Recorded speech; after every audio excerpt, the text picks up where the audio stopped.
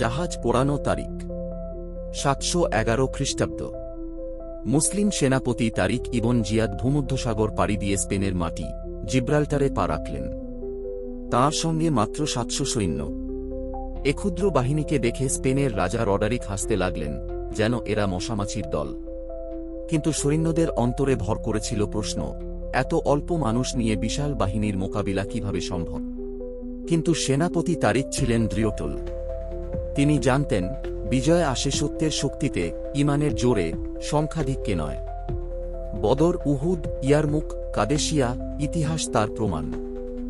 জিব্রাল্টারে পৌঁছেই তারিক এক অবাক করা সিদ্ধান্ত নিলেন। তিনি সৈন্যদের জাহাজগুলোতে আগুন লাগিয়ে দিলেন।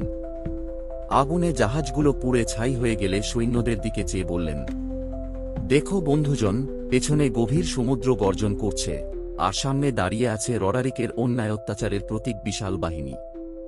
এবার আমাদের সামনে অগ্রসর হওয়া ছাড়া আর কোনো পথ নেই। আমরা হয় বিজয়ী গাজী হব, নয়তো শাহাদাতের মর্যাদায় মহিমান্বিত হব। বলো, এ জীবনমরণ সংগ্রামে কে আমার সাথী হবে? তারিকের ভাষণ বজ্রপাতের মতো সৈন্যদের হৃদয়ে আঘাত করল। সবাই একসঙ্গে উচ্চারণ করল, আল্লাহু আকবার। এরপর শুরু হল এক অসম যুদ্ধ। একদিকে মাত্র 700 মুসলিম, অপরদিকে রডারিকের বিশাল সেনাদল। যুদ্ধবিদ্যার দৃষ্টিতে যেন আত্মহত্যার মতো এক অভিযান। কিন্তু এই অসম লড়াই ইতিহাসের গতিপথ বদলে দিল। জানবাজ মুসলিম বাহিনীর প্রচণ্ড আক্রমণে রডারিকের বাহিনী শোচনীয়ভাবে পরাজিত হল।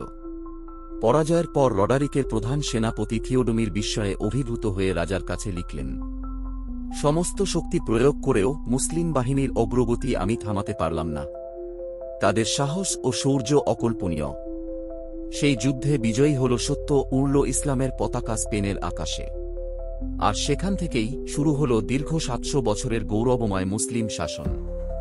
কর্ডোভা, গ্রানাডা, মালাগাকে ঘিরে গড়ে উঠল জ্ঞান, বিজ্ঞান ও শিল্প সংস্কৃতির এক উজ্জ্বল সভ্যতা, যা আলোকিত করল গোটা ইউরোপকে।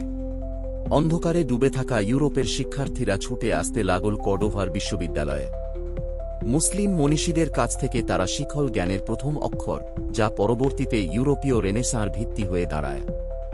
সুতরাং আজকের আধুনিক ইউরোপের জাগরণের প্রথম শিখা জ্বালিয়েছিলেন তারিক ইবন জিয়াদ।